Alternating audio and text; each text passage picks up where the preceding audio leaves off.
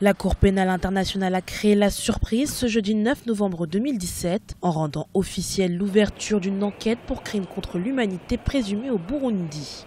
Gardée jusqu'alors secrète, l'autorisation d'ouverture de cette enquête avait été décidée la veille du retrait effectif du Burundi le 26 octobre 2017. À la décision rendue par la Chambre préliminaire, mon enquête peut porter sur les crimes présumés commis sur le territoire burundais ou sur ceux commis hors du Burundi par des ressortissants de ce pays. Quant au cadre temporel, l'enquête se concentrera sur les crimes prétendument commis entre le 26 avril 2015 et le 26 octobre 2017, mais pourra également s'étendre aux crimes connexes perpétrés pendant une autre période ou à ceux qui ont continué d'être commis.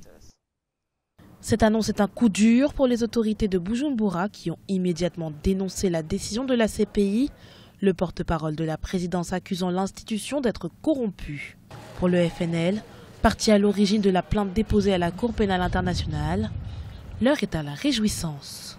Nous avons appris l'information avec satisfaction, je dirais même double satisfaction. La CPI va se pencher sur les crimes commis au Burundi en avril 2015. On sait que le pouvoir en soi a massacré les manifestants, massacré les opposants. Donc ça, c'est d'abord une première satisfaction. Nous espérons que la justice sera rendue aux victimes. La deuxième satisfaction vient du fait que le procureur général de la CPI peut ouvrir aussi sur les cas qui ont été commis avant la date du 25 avril 2015. Là, on se souvient que les FNL ont été assassinés par voie. On se souvient de ces militants FNL qui ont été arrêtés par la police et par l'armée, seulement parce qu'ils sont accusés d'être membres du parti FNL. Bien que retiré de sa juridiction, le Burundi est légalement tenu de coopérer car l'enquête a été ouverte dans les temps. Rappelons que le pays traverse une crise politique depuis 2016, à la suite de l'annonce de la candidature du président actuel Pierre Nkurunziza pour un troisième mandat.